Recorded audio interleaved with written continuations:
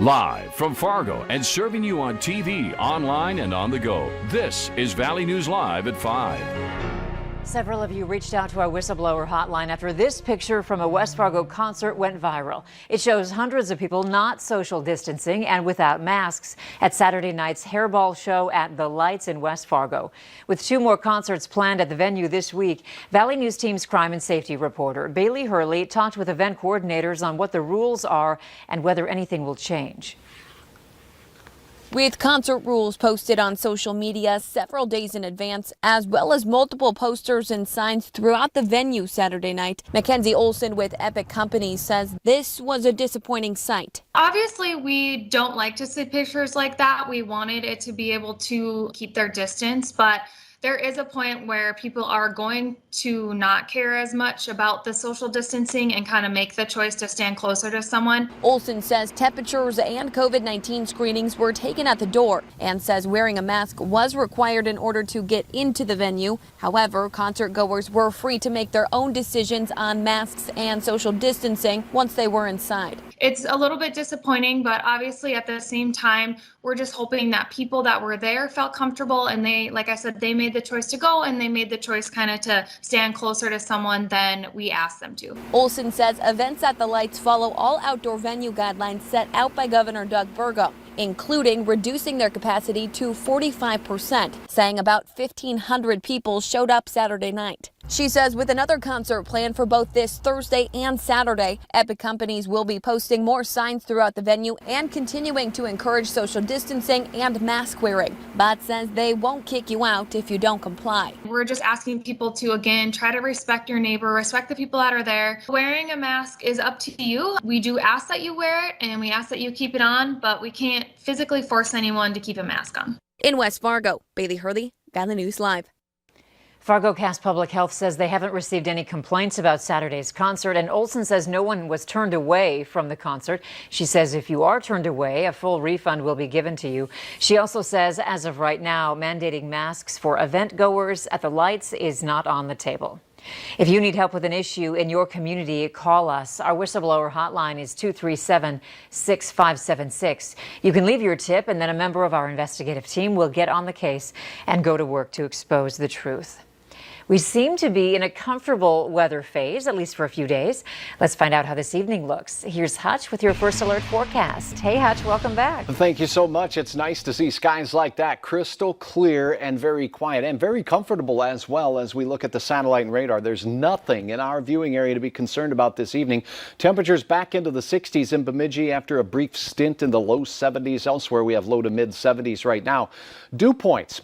We can use these to help us forecast low temperatures because on a long, clear, dry night, air temperatures can approach these dew point temperatures, and that means some 40s once again will be on the way for some of our valley. Here's your planner for this evening in Fargo. 70s now, dipping into the 60s fairly quickly once we get beyond sunset. Almost perfect out there.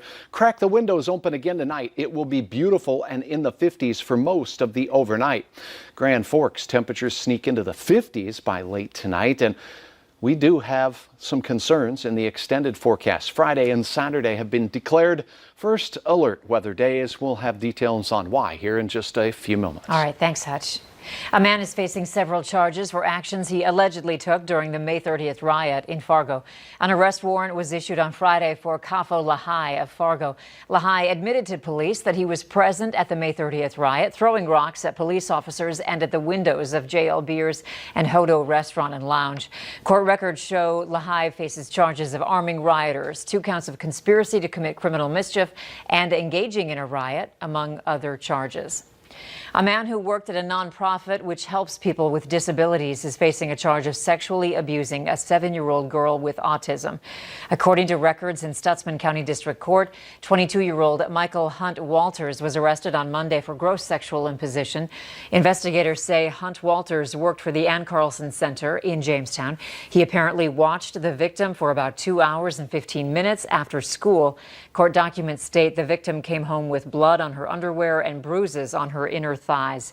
The next day, the girl was taken to Fargo for a sexual assault exam, and that's where examiners found evidence of abuse. 2 people have died and 1 person is recovering after a crash in Becker County. Officials say it happened around 7:30 last night. Authorities were called to an injury crash involving a van and a motorcycle in Shell Lake Township. The motorcycle, driven by 50-year-old Leonard Holmer, collided with a van driven by 57-year-old Oscar Latty on County Highway 39. Holmer and his wife, who was a passenger, were pronounced dead at the scene. Latty was taken to a local hospital with undisclosed injuries.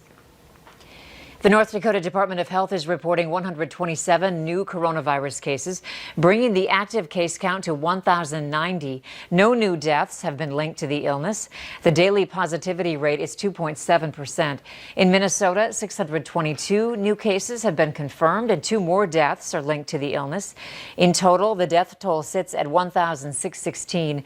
Over 49,000 people are listed as recovered. A heated debate is taking place across the country as schools work on their plans to reopen amid the coronavirus pandemic. U.S. deaths from COVID-19 have climbed past 155,000, and more than 4.6 million Americans have been infected. The White House coordinator is now warning the pandemic has entered a new phase. Chris Martinez reports from Los Angeles. Community leaders and students came together in Los Angeles, urging the school board to listen to science in the event they decide to reopen schools for in-classroom learning. This means increasing funding and supporting schools to open safely and not forcing Black and brown students back into our schools when it's not safe.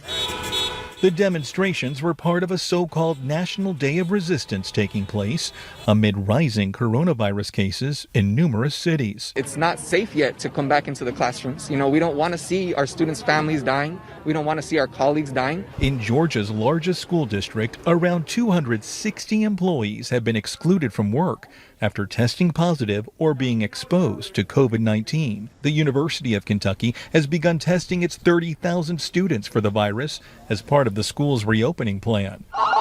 Back in California, coronavirus hospitalizations in Los Angeles County have dropped in the last week, but the nation's top health experts say the pandemic has entered a new phase in rural areas. To everybody who lives in a rural area, you are not immune or protected from this virus. President Trump lashed out at Dr. Deborah Birx for the comment, calling her assessment of the virus pathetic on Twitter, and later saying this. There's a lot of people that in a lot of areas that have gotten very, better very fast. Officials across the country are moving to crack down on scenes like this one, where nearly 1,000 people attended a boat party in Illinois.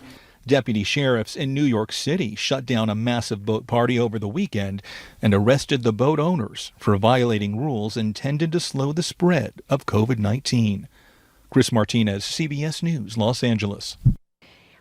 Today, the National Hockey League announced no positive COVID-19 tests during its first week of play. The CDC is citing a projection model that estimates more than 18,000 new coronavirus deaths nationwide in the next 3 weeks. The World Health Organization says an advanced team looking into how the coronavirus started now plans to deploy a larger team to the suspected outbreak zone. The Director General said today the team would deploy to Wuhan, China, the city where the COVID-19 pandemic is believed to have erupted late last year. The team also wants to know what the world can do to prepare for the future. The real trick is to go to the human clusters that occurred first, and then to work your way back systematically, looking for that first signal at which the animal-human species barrier was crossed. The Trump administration has said it is leaving the World Health Organization over its handling of the outbreak and has called for an investigation into the origins of the coronavirus. A local school board is voting on possibly getting rid of its school resource officer. Members of the Barnesville School Board are meeting at 7:30 tonight at the school's library to discuss the topic. The Barnesville Police Department has publicly come out against the move, saying the position is important for the safety of students. They add the decision has nothing to do with the officer. We'll let you know what they decide to do later on tonight. The Minnesota Department of Corrections says it's closing 2 of the state's smallest prisons due to a substantial budget crisis. The 2 facilities that will be closed are located in Togo and Willow River. Corrections officials say it's due to a budget deficiency of around $14 million for the fiscal year. Officials say more reductions are expected.